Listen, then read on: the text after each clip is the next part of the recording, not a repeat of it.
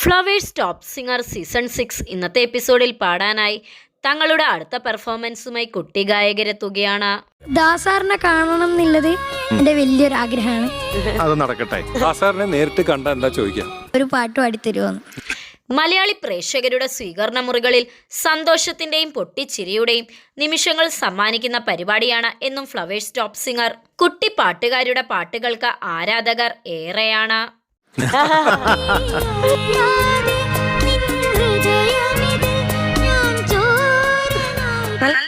Flowers top singer മലയാളികൾക്കെന്നും പ്രിയപ്പെട്ട reality ഷോയാണ്. കേൾക്കാൻ കൊതിക്കുന്ന സുന്ദര ഗാനങ്ങൾക്കൊപ്പം കുരുന്നുകളുടെ കളിയും ചിരിയും അരങ്ങേറുന്ന ഫ്ലവേഴ്സ് ടോപ്പ് സിംഗറിന്റെ 6ാം സീസണിൽ രസകരമായ നിമിഷങ്ങളാണ് ദിവസവും അരങ്ങേറുന്നത്. നല്ല രസമായി പാടി. ഞങ്ങളിങ്ങനെ ഇവിടെ ആടിക്കൊണ്ടിരിക്കായിരുന്നു, ഇവിടെ എൻജോയ് ചെയ്യായിരുന്നു.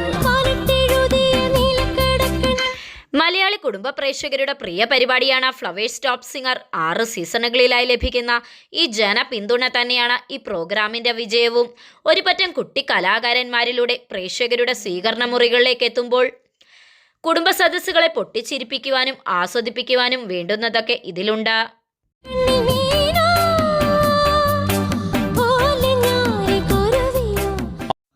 കുട്ടി പാട്ടുകാരുടെ ആലാപന മികവിനാൽ സമ്പന്നമാണ് ഫ്ലവേഴ്സ് ടോപ്പ് സിംഗർ സീസൺ 6ന്റെ വീതി.